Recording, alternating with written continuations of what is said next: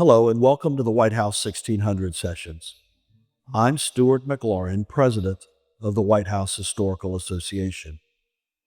Today, we're bringing you a very special episode to mark a solemn occurrence, the history of the state funeral. We've come to know the state funeral as a traditional and ceremonial way to mourn as a nation for a President of the United States. And while not every commander-in-chief has opted for such a tribute, the nation has practically demanded it. Going all the way back to the beginning, President George Washington expressly wished for a private funeral and interment at his home, Mount Vernon. However, tributes were held all across the young country, including a national funeral in Philadelphia. Fellow Virginian Henry Lee was commissioned to write the eulogy in which he famously said of George Washington, "First in war, first in peace, and first in the hearts of his countrymen." So when we think of a state funeral, we can pinpoint many of the protocols used today in the funerals of President Abraham Lincoln and John F. Kennedy. It was First Lady Jacqueline Kennedy who requested that the details of Abraham Lincoln's 1865 state funeral be followed. From setting the president's remains upon the same catafalque used at Lincoln's funeral to the symbolic riderless horse. And as the first televised state funeral, millions of people around the country and indeed around the world witnessed these ceremonies live. The United States will conduct a state funeral for all persons who hold or who have held the office of president, as well as a president-elect or any person designated by the President of the United States. President Ronald Reagan's funeral set the standard for what we expect to see today, with ceremonies held at a former president's place of residence, events in Washington, D.C., and then the final burial, all taking place within a span of 7 to 10 days.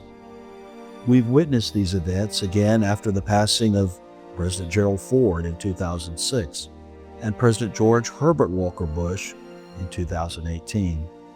We've now had the great honor of saying goodbye to President Jimmy Carter, the 39th President of the United States. So for this special episode, I spoke with two incredible patriots who have played pivotal roles in continuing the tradition of honoring our American presidents through these state funerals. Mike Wagner served as the Chief of National Event Planning for Joint Task Force National Capital Region, which included the planning and performing of several state funerals. And retired Major General Galen Jackman, the former commander of the Joint Force Headquarters, National Capital Region, and U.S. Army Military District of Washington. He became a very familiar face as he personally escorted Mrs. Reagan through the events of President Reagan's state funeral. We're so grateful to the Joint Task Force and the Military District of Washington for their cooperation in bringing you all of this rare look and insight behind the scenes of a presidential state funeral. I'm here at Fort McNair in Washington, D.C., the headquarters of the Joint Task Force National Capital Region and the U.S. Army Military District of Washington. These two commands serve as the guardians of our nation's capital. The Joint Task Force was created after the events on September the 11th, 2001, to address threats to the region and provide national security support on behalf of the Department of Defense. Their work builds on the mission of the Military District of Washington, which was created over 100 years ago by what was known then as the War Department. Not only do they keep the nation's capital safe, but among their many responsibilities and very important duties is to provide ceremonial planning for presidential inaugurations and funerals. It's a really unique experience to see a president through these major moments. And my very special guest today, Mike Wagner, is certainly no stranger to the process. For 24 years, Mike has led planning for national events, and this included the planning and performance of several presidential state funerals.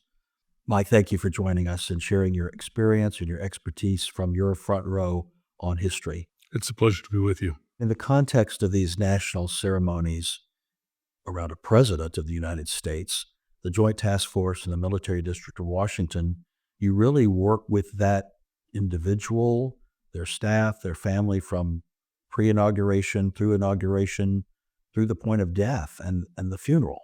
What is that arc of relationship like? To use an example of President Carter, for instance, my predecessor twice removed, Paul Miller, began working with the Carter staff in fall of 1976, so immediately after the election of that year. That relationship, through the preparation for the inauguration itself, the support to the presidency, support to the Carters afterwards in things like presidential library dedications, those kinds of events, eventually to the planning and the conduct of First Lady funeral for Rosalind Carter, and then ultimately for President Carter's state funeral as well. What is potentially a very long arc, That's right. a very long series of relationships. And one of the things that's important to us as an organization is maintaining continuity of those relationships. The lead for this organization in that connection to the Carter staff and Carter family has changed only twice. There have only been 3 individuals who have held that position. So we do our best on the civilian side of the DoD workforce to provide that kind of long-term continuity so that we understand their needs and they are able to develop trust relationships with us. And that has to be very meaningful and comforting to them as they balance this personal grief and anticipation of their father or grandfather or husband passing while managing the public, national, international expectations. And you're right there working with them the whole time. We do our very best to represent them and represent their concerns well, and to honor their privacy and to honor their wishes. Let's talk about the inaugurations. Your experience, I believe, goes all the way back to President Nixon. I had the privilege of working on the 50th presidential inaugural with President Reagan in 1985, and that was an amazing experience, although unique with the weather dynamics that impacted that Yes. in real time, day of. And I can only imagine the scramble that your side of the equation was going through in that time. But talk about the inaugural experience and the preparations and the specialness of that time in America. One of the privileges of working in this organization for me has been being able to work on national events. The events that I think bring the nation together tend to be ones of joy or of sorrow, or hope and sorrow. Perhaps that's a better way of putting it. A presidential inauguration, I think, is a hopeful event in which constitutional responsibilities of transition of power occur in a very public way, in which the outgoing president respects the turnover and we move forward with new leadership, or we reaffirm leadership for another 4 years. Funerals, which also I think bring us together as a nation, are perhaps less hopeful events than they are times of national grieving. I think that's a tradition that has grown out of our Constitution. And one I think that goes all the way back to George Washington Absolutely. and his death, which was certainly an occasion of national mourning and national grief. Sometimes we have the opportunity to anticipate a president's demise, as in the case with President Carter, and then the tragic situation like with President Kennedy, where it's more of an immediate reaction, and you have to live an anticipation of both. You do. One of the things that the military does well is plan. Another thing that the military likes to do is train. And what we like to think about is that we have a robust training program in which we rehearse ceremonies at the United States Capitol, at Joint Base Andrews, at The Washington cathedral, National yes. Cathedral. So if there is the instance of an unexpected demise, then we may be actually conducting those ceremonies in completely different places we've never seen, places we've never rehearsed, but we've still got a common understanding of what those ceremonies will look like. When you say state funeral, what does that mean? Broadly, a state funeral is a funeral for a national leader, a head of state. And our friends at State Department would be quick to point out that distinction between a head of state and a head of government, which in the United States is one and the same person. But in, for instance, the British tradition, the monarch serves as the head of state. the prime minister serves as the head of government. As President Washington really began the tradition of I serve and then I return to private Yes. life and it's someone else's turn Yes. to exercise that national leadership. And so we honor those people who have followed in that tradition. In a military way, because we like to define things, there are a number of categories of what we would call joint service funerals. So funerals that involve not just one service, but all the branches of the armed forces of the United States. And those are state funerals for a serving or former or president-elect. The White House also has the authority to direct that some other individual receive a state funeral. We have a category that is official funerals, that is a serving vice president or cabinet member, or Supreme Court Chief Justice. Those are very rare.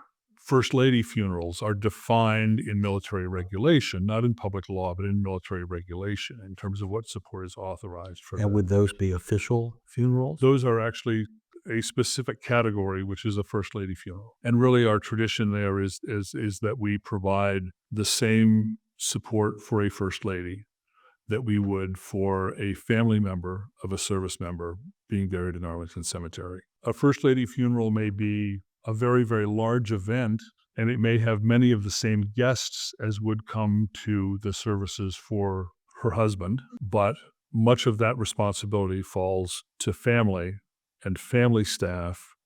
Less support is provided by the Department of Defense for a First Lady. And the First Lady's funerals tend to be not a Washington-centered occasion, but at the place where the family is located more. That has certainly been the case more often than not.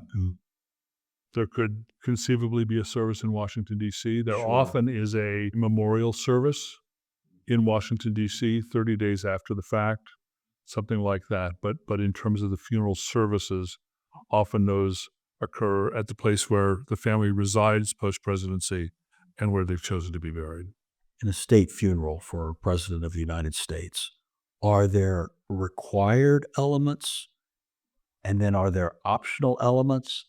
How does tradition fit with must-dos? There are really no must-dos. There's been an active discussion, I suppose, over the years that perhaps President Nixon didn't receive a state funeral because he didn't choose to lie in state in the United States Capitol. My answer to that would be that he did receive a state funeral. He chose, as President Truman chose, not to come to Washington, D.C., but that he received the honors due a former president at their funeral, 21-gun salute, the playing of Four Ruffles and Flourishes, the playing of the national anthem as honors during that funeral.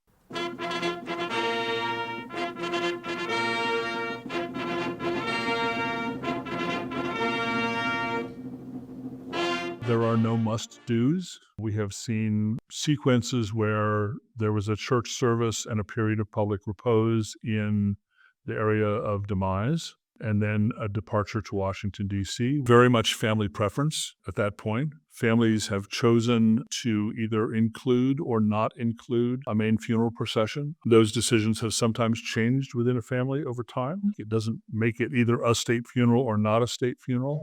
It's simply a component. And then I think that probably the last piece of that I would note is that the lying in state in the Capitol Rotunda is at the invitation of the Congress. So there is a formal process after demise whereby the Congress invites a family to have their former president, loved one, lie in state in the Capitol and an acceptance by the family. But that is not a surprise to you in how to do it should that occur. That's all been orchestrated and planned and ready to go should that option take place. And absolutely. And those conversations take place ahead of time. But there is still at time of demise, a reaffirmation of that process and a reaffirmation of the separation of powers between the executive and the legislative branches of the United States. What about the elements of the ceremonies or the Washington National Cathedral? Who determines the eulogists, the speakers, the readers, even the seating arrangements? All of those things except seating arrangements are family decisions. one of the important parts of a state funeral is the opportunity for a family to talk about the things that have been important to them and important to their loved one. So they choose those elements. Seating at Washington National Cathedral, very much largely bound by tradition, if you will, because that's the service to which the diplomatic corps, all the branches of the United States government are invited. And there's a template there for how they're all seated in appropriate protocol order and precedence order. And then about 1,000 seats that are at the family's discretion. We reflect on presidential funerals, and I think one of the most iconic ones, earliest ones that would have been in the public reference, mind reference, would be the Lincoln funeral. And when did the tradition and custom begin for the anticipation of these funerals and planning them ahead, like has evolved to such a meticulous science now? When was that first begun? The Lincoln funeral is certainly the start of many of our current traditions. Now we travel by plane, not train, but the idea of services in multiple cities that evolved at that time. And so much of the change of the Lincoln funeral is really about advances in communication and transportation, because President Lincoln's death was the first time that essentially the whole nation knew at the same time that the president had died because of the telegraph. That even the West Coast knew within hours, and also having a major military component, largely because of the size of the Union Army in the city of Washington at the time of his death, close to the end of the Civil War. So those elements, and I also think, I believe there's an element in the Lincoln funeral that is not just mourning loss of a great leader, but that his funeral became a symbol for the nation of mourning all the loss of the Civil War, and that the outpouring of sentiment across the country represents more than just him. The planning process is really a more modern development. There was a draft, notional, generic plan for what a state funeral would look like at the time of President Kennedy's assassination, but there hadn't been conversations about the specifics. The military also learns lessons from its experiences. And by 1965, there was published guidance, published as an Army pamphlet, that was also issued at the same time as a Navy instruction, Air Force manual, et cetera, that laid out what all the ceremonies of a state funeral should look like, and an official funeral and a special military funeral. And that was our guidance for many, many years. And that then led to conversations, rarely with sitting presidents, but certainly with White House staffs, so that they were aware of a range of options should the need arise, and more detailed planning with families. At the time that they're thinking about building a presidential library, becomes a great time to start to have conversations about legacy and to make these decisions. And those libraries have become the resting place of many of these former presidents. President Kennedy's burial at Arlington National Cemetery, and I believe President Taft is the only other former president buried there. Hughes. Why don't we have more presidents buried at Arlington Cemetery? I think it comes down to a couple of things. We didn't think of Arlington Cemetery in the same way we do now, I would say, until the Kennedy burial there. I think he was probably buried there partly because there hadn't been thought about a Kennedy library post-presidency. Might he have been buried in Boston at what is now the Kennedy Library, had he served a full term or 2 terms? And the growth of the presidential library system that, again, has offered foci for talking about an individual president's legacy that seems like a logical place for burial for presidents who have died since that time. It's amazing to me that of the 45 men who've been president of the United States, 8 of those have died in office, yet not one in the past 60 years since President Kennedy. There's then, should a president die in office, a lying in state moment at the White House that takes place. So that's a different dimension, or an added dimension. I think some have paused in a procession in front of the White House, but including the White House itself in that tradition is unique to a living president. Is It that is. right? It is. That tradition of lying in state in the East Room is one that is reserved for sitting presidents. And if we think about our tradition and our constitutional process of a president, the next president comes into office, and the president after them comes into office, and the work of the White House as the president's home, but also as the president's office, goes on. And it's not that former president's home anymore. So it's not really appropriate that they lie in state in the East Room. But in the instance where a serving president dies, then it really is still their house. Yes. The vice president has become president at that point, but it is still really that very recently deceased serving president's family's home at which that initial lying in state takes place. The planning that you began with the president's staff during the time of their presidency, should such an event occur, then continues with the family beyond that. And it's constantly evolving and changing. And I understand even in the brief window between Mrs. Bush's passing and President Bush's passing, there may have even been some adjustment to President Bush's funeral plans. And so what influences these changes, and how fluid do you have to be in working with the families? Well, you have to realize that for any family, priorities change over time. When President Reagan died in 2004, there had not been a state funeral with a Washington, D.C. component since 1973 with President Johnson. So 31 years, there was literally no one in government who had the experience of the Johnson funeral coming forward into into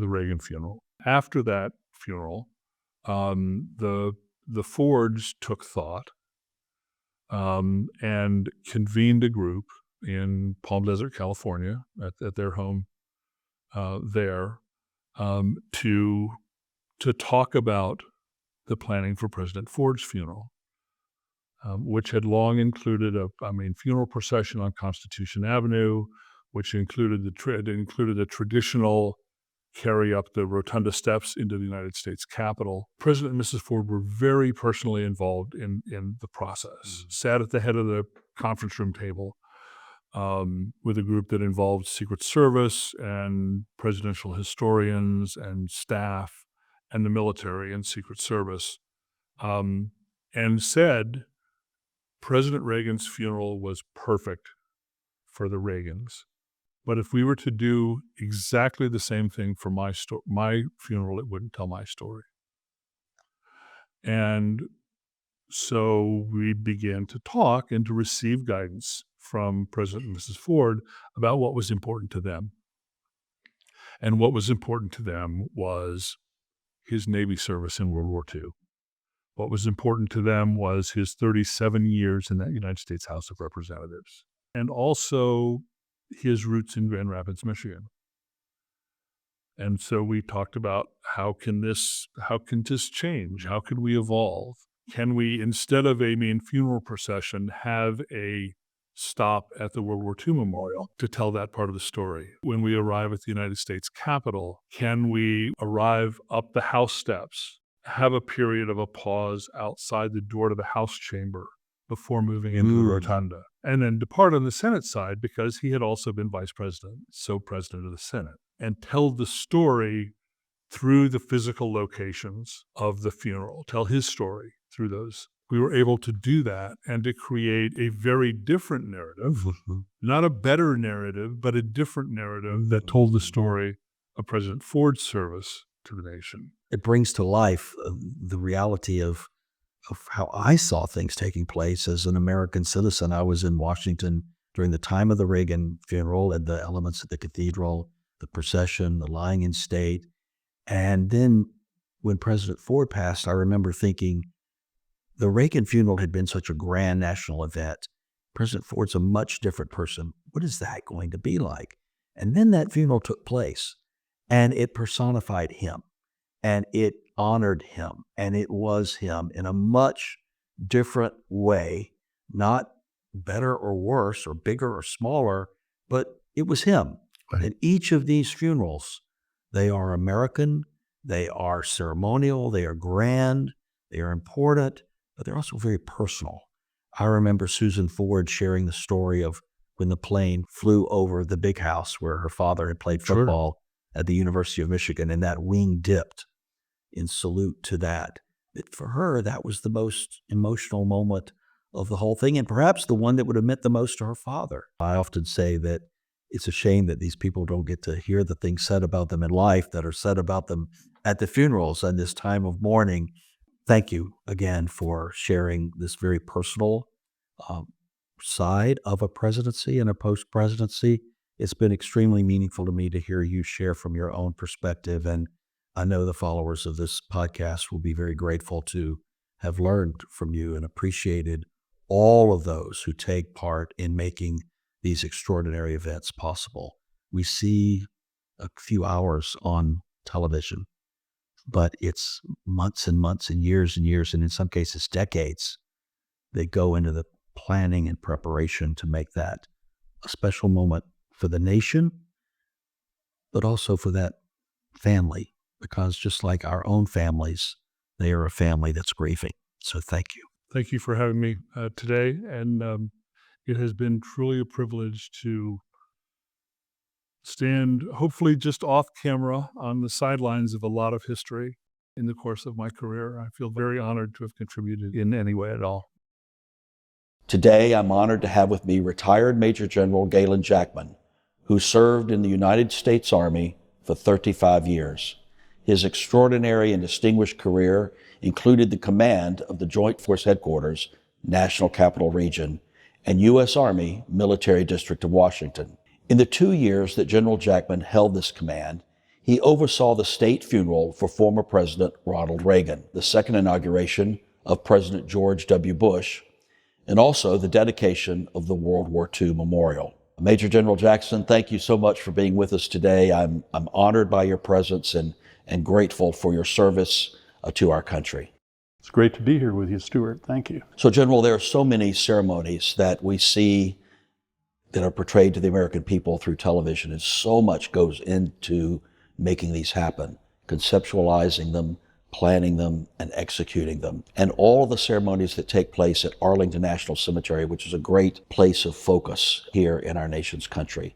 Tell us about your career evolution and how you came to be in this important role to oversee and manage and give leadership to those very important events in our national narrative.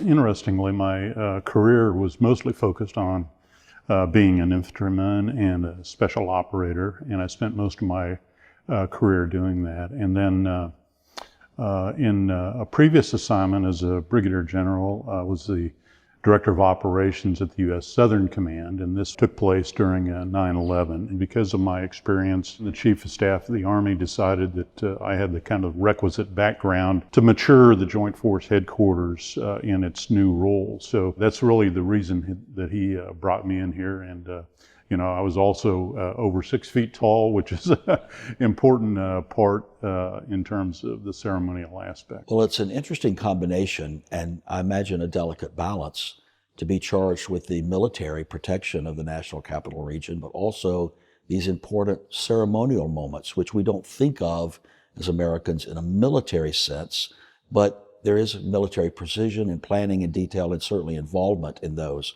How did you balance those two very heavy responsibilities? Well, it was a real juggling routine. I think one of the things that was very helpful in the interagency and all the jurisdictions, so we're talking about the Department of Homeland Security, the FAA, the Department of Defense, the DC National Guard, the Coast Guard, and then all of the jurisdictions like the Metropolitan Police, the Park Police, the Capitol Police, et cetera. There's a real spirit of cooperation and urgency to protect the National Capital Region after 9/11. So everyone was really leaning forward in making sure that we were doing everything possible to protect the National Capital Region. And then, of course, the Military District of Washington had a rich and deep history in terms of its ceremonial role. So I really depended on a lot of the great civilians and servicemen and women in that headquarters in executing those ceremonies. And then, a third mission that we have is the senior mission commander from Fort Hamilton, New York, all the way down to Fort A.P. Hill, Virginia. There are 7 installations that the commander is responsible for there. And again, I had a great staff that helped me with all of those responsibilities. So it was a matter really of leadership and putting emphasis and priorities at the right time. When a president of the United States is newly elected and they're going through their transition and putting together their administration and their cabinet, and for them, it's a moment of great excitement and enthusiasm and changing the world. We like to joke at the White House Historical Association that every president thinks history begins with them. So they're there to start it and take care of it for America. So how do you introduce into that forward-looking, optimistic mix, Mr. President, we need to make your funeral plans? It's a challenge. A lot of them, really don't like to pay attention to that. They don't want to be jinxed, I'm sure. But we start just by laying out what I would call the stock state funeral plan is. And over the course of your presidency and in the years after, we'll touch base with you and your family once a year, and you can update, tweak that ceremonial plan or that state funeral plan however you would like. Every one of the living presidents, every one of them has a specialized plan. It's more detailed for the ones that are the oldest, and it's less detailed for the ones that are currently in office, because it's hard for them to envision that type of thing. So it tends to mature and improve in detail over time. So when you inherited the plan for President Reagan, that had been in place in some form or fashion for 22, 23, 24 years, and it evolved over those years.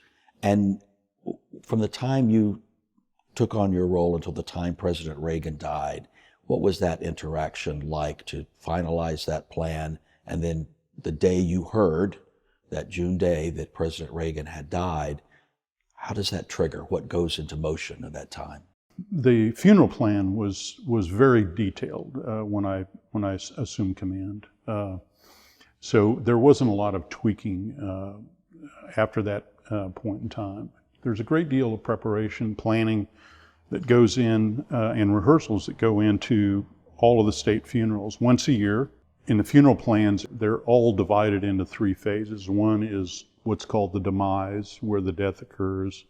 The second phase is the National Capital Region, and the third phase is the interment phase. In the fall of 2003, we went out to Palm Springs, California, and we rehearsed President Ford's demise phase out there. After that was over, I went up to Simi Valley and met Fred Ryan with my director of ceremonies, and we walked through everything that was going to happen at the Reagan Library, both in terms of the demise phase and the interment phase for that. So that, I had a good visual of what was going to happen there. And then we drove down to Point Mugu, which was the arrival and departure Naval Air Station on the coast where we were going to fly in and fly out of. Sat down with the commander there, reviewed the plan. Also, we always rehearse the National Capital Region phase. So in the spring of 2004, we rehearsed that phase here. We generally take a weekend, normally on a Sunday when there's not a lot of traffic, a lot of people, and we rehearse all of the specific parts, the Andrews Air Force Base piece, the Capitol piece where the president lays in state, the National Cathedral place, and we review the motorcades. And then the next piece that happens is once a year we bring all of the security aspects of interagency together, those that I previously mentioned, and we brief the state funeral plan and we outline all the responsibilities. In a state funeral, it becomes what's called a national special security event. The Secret Service is the lead for security there, and we all fall in on the various security aspects. So that is talked through once a year. And then finally, we bring in all of the media, the major television outlets, organizations. We brief the funeral, and decisions are made on who is going to have the feeds. For example, at the Capitol, at Andrews Air Force Base, at the demise phase, where those cameras are going to be, who has the feed, so that everyone can kind of plug into that. So the media is updated on all of that. So that happens on an annual basis. So everyone generally that's involved with a state funeral is updated, refreshed every year. Had you met President Reagan prior to his passing? I met President Reagan when I was a major. I was in a special operations assignment down at Fort Bragg, and it was just really a kind of a happenstance meeting. I was up here in the White House and had an opportunity to just briefly meet him. That was the only time, and I'd never met Mrs. Reagan before that. So when you met President Reagan, you never dreamed that one day you would be orchestrating the funeral for the 40th President of the United States? Not in the very least. And tell me about the first time you encountered Mrs. Reagan after he passed. What was that moment like? It was a wonderful moment. I'll just give you a little bit of kind of a lead up to what happened. We had received information 2 or 3 days out that the president was in declining health and that his death was probably imminent. At the time, we had ceremonial packages in Normandy, France, for the 60th anniversary of the D-Day. We had a ceremonial package in Sea Island, Georgia, supporting the president's hosting the G8 summit. And we had a ceremonial package at Fort Hamilton, New York, where we were doing a twilight tattoo up there. I chose to be with that particular ceremonial package because I was close to my headquarters here and I could get back quickly if something happens. We received news of President Reagan's death. So my wife and I and my aide, we jumped on a train and came back here to Washington, D.C. Bright and early the next morning, we went down to Andrews Air Force Base and we had assembled a ceremonial package. President Bush had given us his airplane to fly part of the package back up from Sea Island, Georgia.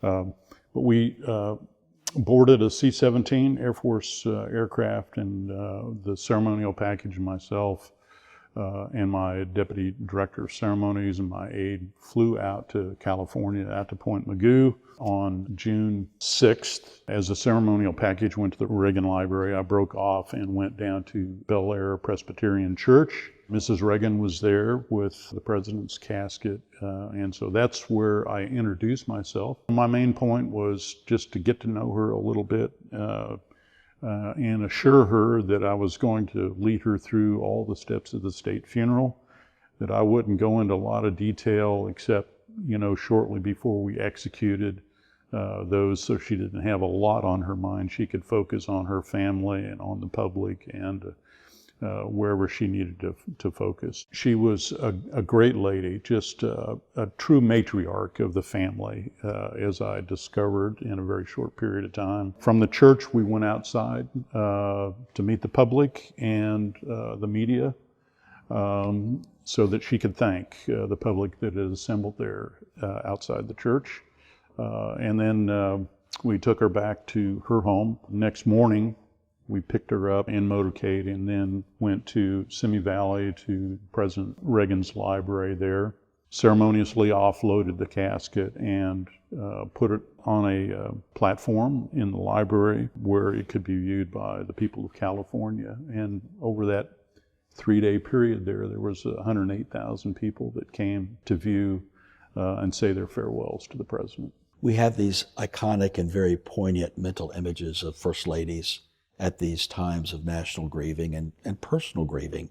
Certainly Mrs. Kennedy, Mrs. Reagan in those days, and the person in your role is injected into this, where you are part of this very private, personal time of grief, but it's a national time of mourning.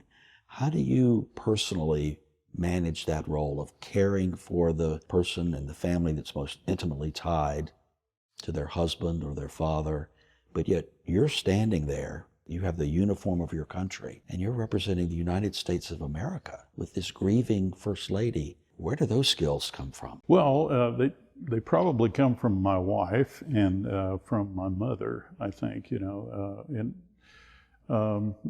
I think the way that I approached it was, I was going to treat Mrs. Reagan like I was going to treat my wife and my mother with great respect. I wanted to make sure that there was no surprises for her. I briefed her on what I thought were adequate details without really overloading her, but sensitive to what her concerns may be, what her thoughts may be. And I tried to, in as much as I could, to stay out of the spotlight. It was really her time with her family, and so I respected that. So I tried to stay out of that, but I certainly wanted her to know that if there was anything that she needed, any questions she had, et cetera, that I could find those answers for her. Well, I appreciate you wanting to stay out of the shot, so to speak, but you were hard to miss. You were the 6-foot+ frame, the perfect uniform, and then this sweet, frail, wonderful First Lady herself standing there. It was quite a visual image for America that I still have vividly in my mind's eye. The casket of President Reagan, there was something a little bit unusual or unique about that. Tell us. When we arrived out in California, this was really kind of the first time that we had received any information about what casket he was going to lay in. And this casket was called a Marcellus masterpiece. And it was made of mahogany and lined with marble on the inside. So this casket weighed 650 pounds. Just on its own, just on the its box. own. And the president embalmed was 200 pounds. So the total weight was 850 pounds. So this is heavier than a normal casket. So we quickly relayed that information back here to the folks that were working the National Capital Region phase. And Jack Metzler, who was the superintendent of Arlington National Cemetery, was able to get a duplicate casket. So my old guard soldiers loaded it up with 200 pounds of sandbags. No one volunteered to go in it. And so that's what they rehearsed with here in the National Capital Region. And this was very important because at the time, the east side of the Capitol was being renovated. So we had to go up the west side of the Capitol, from the mall side, and there's 2 large flights of stairs and then another flight of stairs inside the Capitol into the rotunda. So we determined based on rehearsals that we were going to have 3 casket teams to be able to move that casket, 1 each flight of stairs. So 1 casket team would take it up to the first platform. We'd sit the casket on a small platform. Another team would come in, take it into the Capitol. We'd have a third team that would take it up to the rotunda up there. The other thing about the casket is probably the last 8 to 12 inches of the handles were ceremonial, and they weren't weight-bearing. So you had to make sure that the casket bearers were picking the casket up in its handles where it was low. Now these are active duty military that are handling the casket. Yes. And they're part of the ceremonial division as well? Yes, yes. So they're Army, Navy, Air Force, Marines, and Coast Guardsmen that are a part of these casket teams. And of course, we wanted to make sure that we selected those servicemen and women that had the physical capacity to be able to carry that casket. And so the time takes place at the Reagan Library in California. The preparations are going on here, but you're out there. So you're constantly in contact and communication and dealing with the family, dealing with the staff team, and problems and issues in real time. You fly to Washington, you land at Andrews, and then what happens? In the first phase, my deputy director of ceremonies at the time, Mike Wagner, was communicating with my old guard commander back here, Colonel Chuck Taylor, with my Command Sergeant Major Jeff Greer, and with the director of ceremonies here to make sure that we were in sync, that all the preparation was for the second phase was continuing as we had planned. So we were communicating on the flight from Point Mugu in the President's aircraft, the 747-200, which they call Air Force One when the President's Yes, of aboard. course. We were about 45 minutes out, and I had gone forward to the president's office in the plane to meet Mrs. Reagan to brief her on what was going to happen. So I started to brief her on all of the dance steps, let's call them, that were going to take place that day. And there's a large screen TV in the president's office. So as I was briefing her, she was watching this because it was showing what was kind of going on in the Capitol. And the governor of Kentucky had flown into DC, and his aircraft, the transponder, was broken. Oh, no. And so this is the way that the FAA can tell whether this is a friendly aircraft or not. And so they scrambled the F-15 fighters out of Andrew Air Force Base from the DC National Guard, and they made a decision to evacuate the Capitol. And Oh, so my goodness. Mrs. Reagan was watching all of this unfold as I was trying to brief her, so I don't know that she really heard much of what I had to say. And she was very concerned about how this was going to affect the funeral. That poor governor of Kentucky. He probably has never lived that down. Yeah. The plane lands and you're in the motorcade with the hearse and you come on Constitution Avenue. And I was on that day standing right there at Constitution by the ellipse, just south of the ellipse. And that is such a powerful, poignant moment when the hearse comes and it's transferred to the caisson. Thousands of people, but perfectly quiet and still. And for the first time, you see the horse and the boots. Tell us about that sequence and that visual. This is, I think, one of the moments where I really saw that Mrs. Reagan was very, very touched. I went forward and escorted her out of her limousine, and we stood in a position to watch the transfer of the casket from the hearse onto the caisson. And there was a lot of people in very close proximity, and they were sometimes shouting gentle comments, et cetera, about how much, they loved her, how much they respected her, et cetera. And she was very touched by all of those comments. And there you are, you can see the Capitol, you can see the White House from there, you can see all the people. We also have what's called the Caparisoned horse. And this is the riderless horse with the boots in the stirrups backwards to kind of signify the president looking back on his friends and family. And there were kind of two things that happened there. The first thing was the horse, whose name was Sergeant York. His handler had him well under control, but Sergeant York, normally does funerals in Arlington Cemetery, or did at the time. There's not a lot of people and there's not a lot of noise and things like that. So he began acting up a little bit with everything that was going on around there. But I have to take my hat off to the handler. This young soldier had that harness in his hand and he controlled that horse. The second thing was Mrs. Reagan had given us President Reagan's riding boots, his brown riding boots. That had come to us through the Secret Service, the old Secret Service friends of the family, and to the Secret Service, and then to my headquarters. And we had placed the boots in the stirrup. And Mrs. Reagan made an interesting comment to me. She said, those boots really look shiny, but my instructions when I handed those boots off were that those boots should not be polished because the president never polished them. That's the way he liked them. So I didn't want to polish them. And so, so I told Mrs. Reagan, I said, well, ma'am, I said, those boots have not been polished, So she says, well, yeah, they sure look shiny to me. And I said, I reassured her that they had not been polished.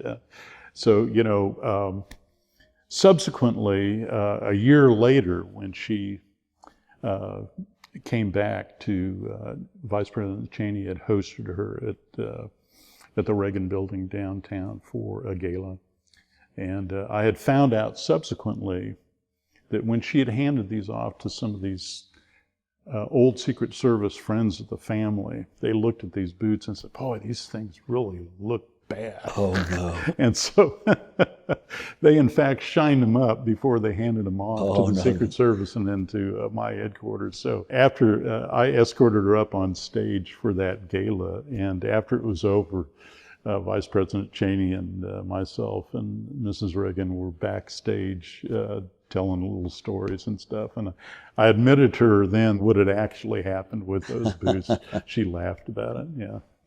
Well, those boots are now on display at the Reagan Library in Simi Valley, California, and an extraordinary, as all of our presidential libraries are, they have an amazing gallery that is in tribute to the entire funeral process with wonderful footage and visuals, the flag, one of the flags from the casket, the boots that are there. And so anyone watching this program or listening to this program, I hope they do go to Simi Valley, and it's a very powerful and emotional exhibit. So from there you go back to Andrews and depart for California. That has to be an emotional time, that 4-hour flight from the East Coast to the West Coast with her on board and close friends and of course the casket there. Tell us about that ride back. As you know, there were a lot of activities. There was the transfer of the casket into the Capitol, the laying in state at the Capitol. 103,000 Americans came and viewed and paid their respects to the president during those couple of days. Mrs. Reagan stayed at the Blair House and received many visitors. Mikhail Gorbachev came, Margaret Thatcher, Prince Charles. Many visitors came during that period of time. And then, of course, after the laying in state, we motorcaded to the cathedral and had the National Cathedral ceremony there, and that was very powerful. All the former presidents were there. The Supreme Court is there, members of Congress, many heads of state from around the world are there. It's the toughest ticket in town, if you will. It was just a magnificent ceremony in the National Cathedral, and then the departure out of Andrews. So I think over that period of time, there were many events, and I know that Mrs. Reagan, after that day and after those couple of days here in the National Capital Region, were pretty tired. She got some rest on the aircraft there. And she had a number of friends and family that traveled on the aircraft. Patty and Ronnie and Michael were on that aircraft there. I stayed with the casket in the rear with my deputy director of ceremonies and my aide. And very interesting flights, both to Andrews and out of Andrews, when Michael Reagan came back and told stories about his father. Stories that I certainly wasn't aware of, but how much reading his father did, what a kind of historian he was. And I'd really never heard that side of President Reagan before. You plan so many details and rehearse so many details.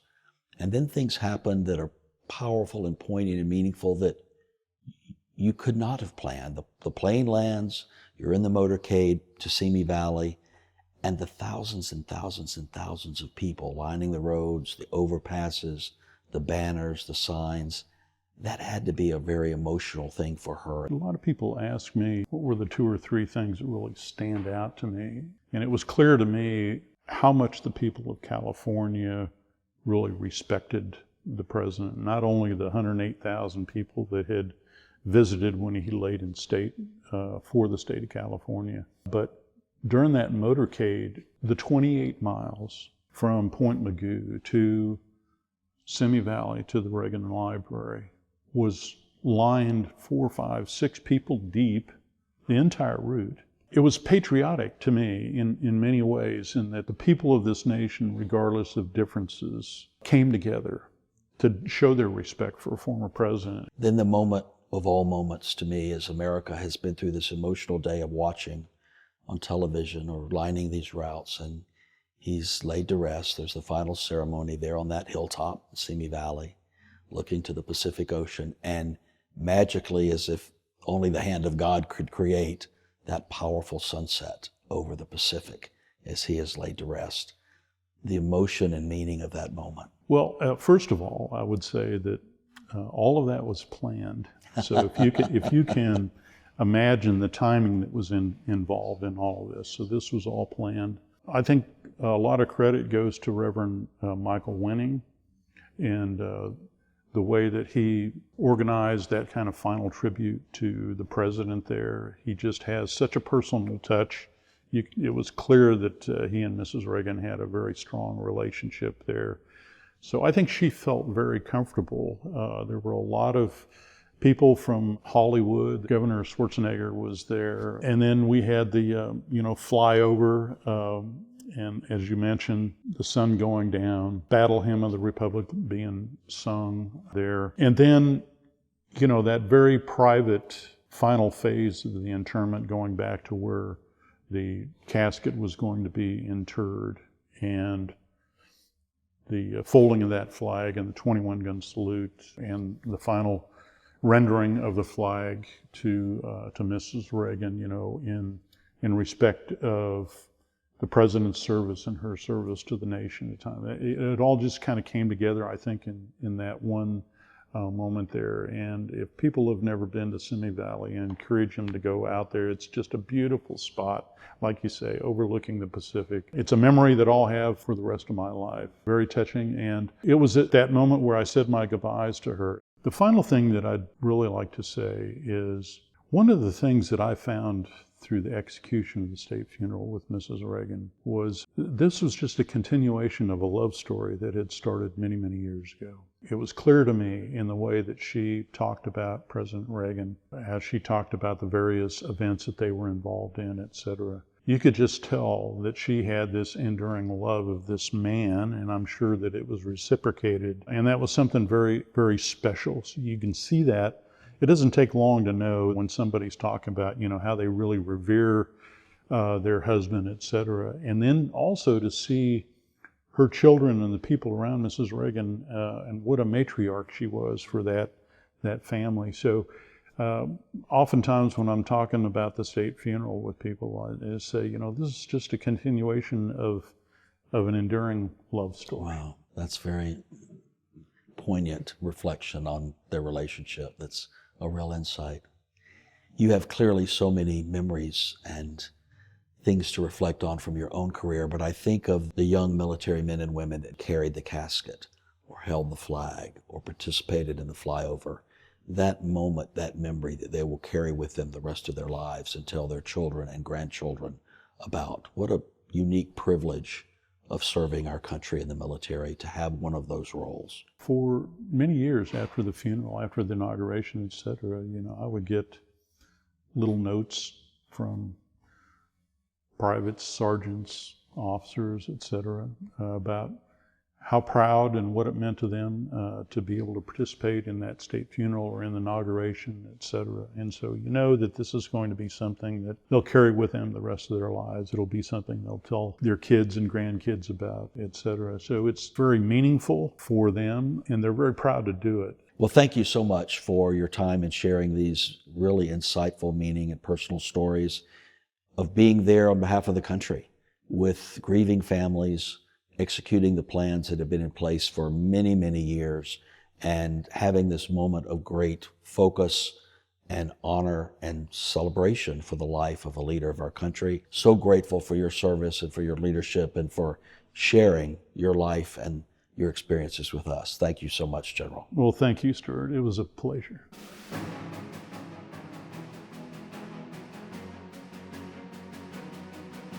Thank you all for listening and watching today. Be sure to subscribe to the White House 1600 Sessions on your favorite podcast provider so that you never miss an episode, and watch the video version on YouTube and Facebook.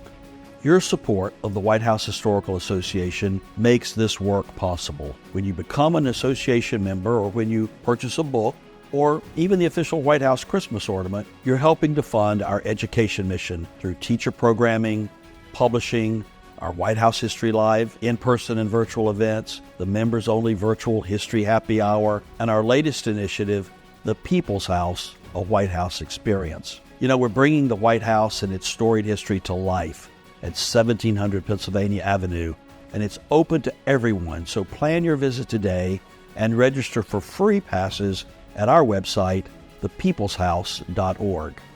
And you can learn more about our work as a nonprofit, nonpartisan organization by going to our website, whitehousehistory.org.